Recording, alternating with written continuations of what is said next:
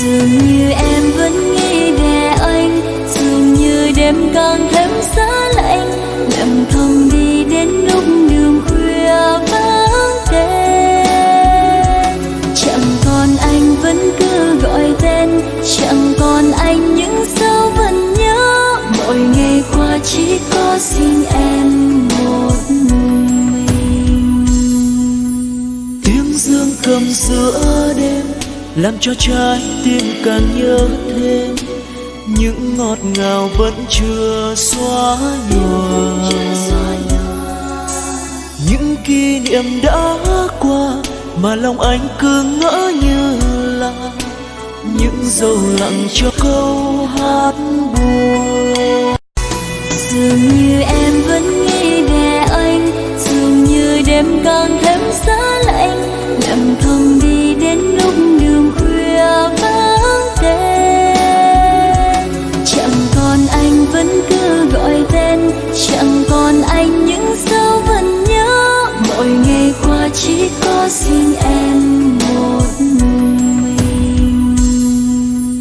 Tiếng dương cầm giữa đêm làm cho trái tim càng nhớ thêm những ngọt ngào vẫn chưa xóa nhòa. Những kỷ niệm đã qua mà lòng anh cứ ngỡ như là những dấu lặng cho câu hát buồn. Dường như em vẫn nghĩ về anh, dường như đêm càng thêm giá lạnh, lặng thầm đi đến lúc đường khuya vắng tên. Chẳng còn anh vẫn cứ gọi tên, chẳng còn anh những dấu vẫn nhớ. Mỗi ngày qua chỉ có riêng em một mình. Tiếng dương cầm giữa đêm làm cho trái tim càng nhớ thêm những ngọt ngào vẫn chưa xóa nhòa.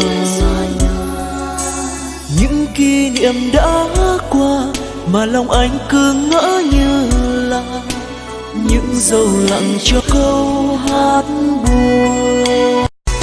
Dường như em vẫn nghĩ về anh, dường như đêm càng thêm giá lạnh, lặng thầm đi đến lúc đường khuya vắng tên.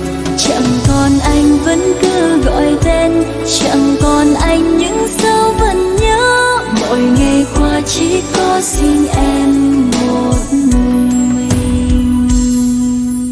Tiếng dương cầm giữa đêm làm cho trái tim càng nhớ thêm những ngọt ngào vẫn chưa xóa nhòa.